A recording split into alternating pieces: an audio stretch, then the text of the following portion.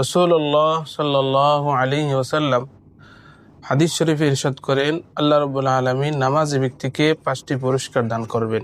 1 নম্বর পুরস্কার হলো নামাজি ব্যক্তিকে আল্লাহ তাআলা দুনিয়ার মধ্যে রিজিকের অভাব অনটন দূর করে দেবেন। সুবহানাল্লাহ। রিজিকের জন্য আমরা আজকে পেরেশানি।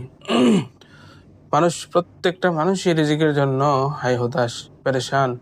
অথচ রিজিক আল্লাহ রাব্বুল আলামিনের হাতে। মা মিন দাব্বাতিন ফিল আরদি ইল্লা আলাল্লাহি রিজকুহা। আল্লাহ তাআলা ঘোষণা করছেন যে পৃথিবীর মধ্যে যত বিচরণশীল যত প্রাণী রয়েছে সমস্ত প্রাণীর রিজিকের দায়িত্ব আমি আল্লাহর হাতে।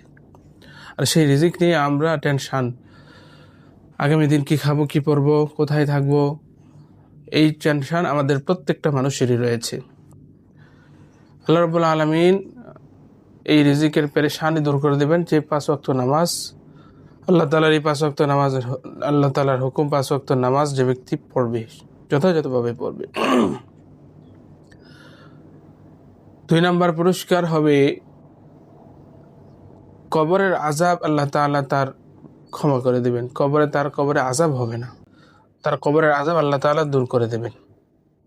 নামাজি ব্যক্তির 3 নম্বর পুরস্কার হবে কিয়ামতের দিন আল্লাহ তাআলা তার আমলনামার ডান হাতে দেবেন। 4 নম্বর পুরস্কার হবে পুল সিরাত নামক একটা পুল প্রতিটি মানুষ পার হতে হবে। সেই পুলটা আল্লাহ তাআলা নামাজি ব্যক্তিকে বিদ্যুতের গতির ন্যায় দ্রুত গতিতে তাকে পার করায় দেবেন। সুবহানাল্লাহ। 5 নম্বর পুরস্কার হবে আল্লাহ তাআলা তাকে বিনা হিসেবে জান্নাত দিয়ে দেবেন।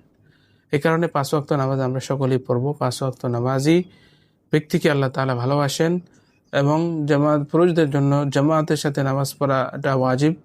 প্রত্যেকটা পুরুষ জামাতের সাথে যেন নামাজ আমরা পড়ি। আল্লাহ তাআলা আমাদের সকলকে নামাজ পড়ার তৌফিক দান করেন। আমিন।